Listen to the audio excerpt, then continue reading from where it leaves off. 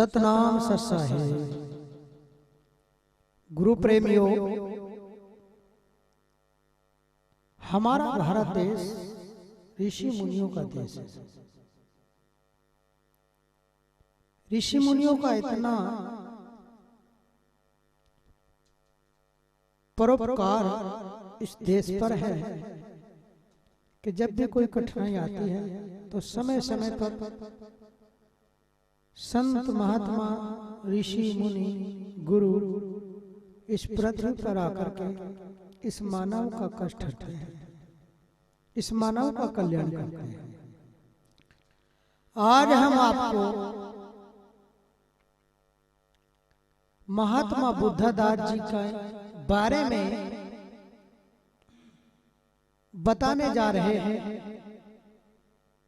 महात्मा बुद्धदास जी गांव खेड़ा हटाना, जिला बागपत, कार्तिक पूर्णिमा 1870 में उन्होंने जन्म लिया और वे बड़े ही संतोष, धैर्यवान, दयाशील, संतोष भक्त को आचरण करने वाले महान। साथियों, बताया जाता है कि बुद्धदास जी ने अपने जीवन में अनेकों चमत्कार दिखाए, लेकिन उनके बारे में जिस संप्रदाय से वे जुड़े हुए थे बहुत ही कम वे लोग जिक्र करते हैं।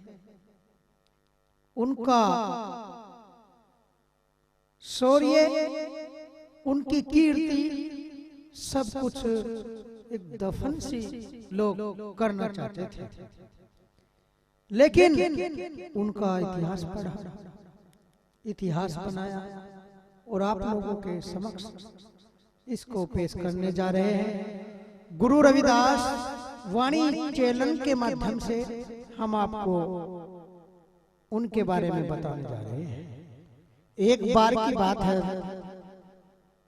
गुरु प्रेमियों,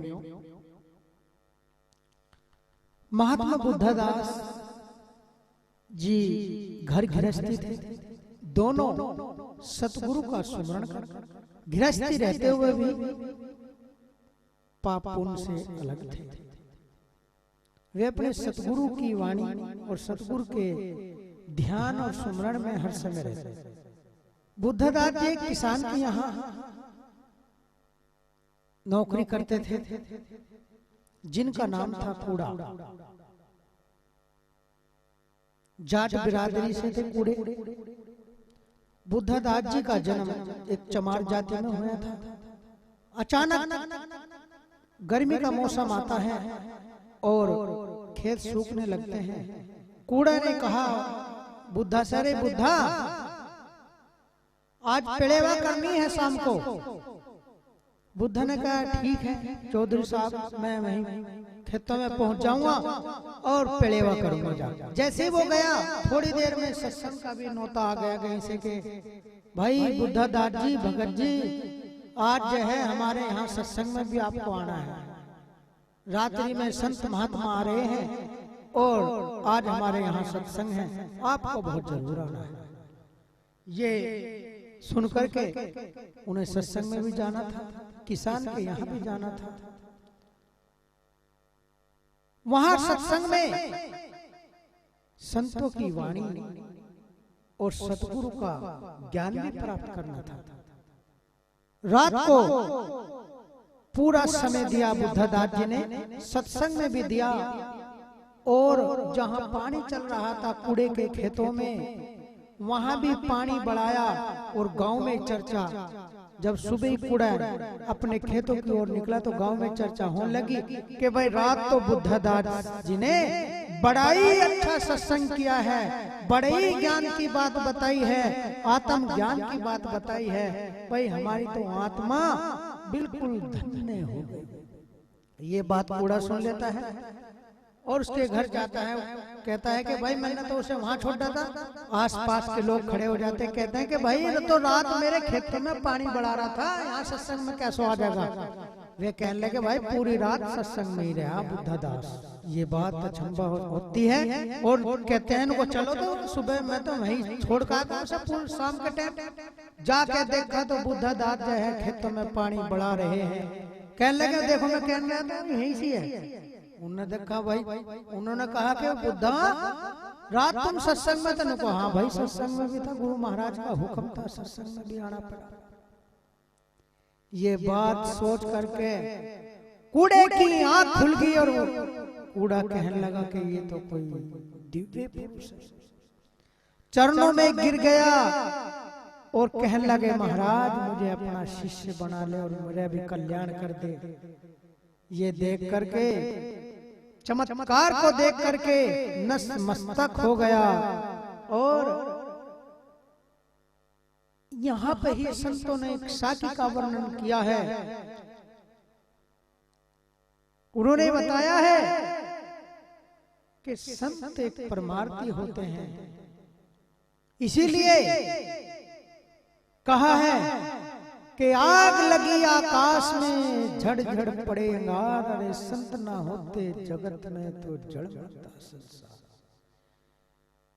बुद्धा के बुद्ध उपजी, बुद्धा के बुद्धि उपज रही थी, उसमें कोई भी स्नान करना चाहता है तो उस समय कर रहा था, लेकिन उसमें स्नान कूड़े को करना था और कूड़े का जो कूड़ा था वो करकटा था, गंदगी थी, वो समाप्त हो गई थी, छुआछूत की भावना खत्म हो गई थी।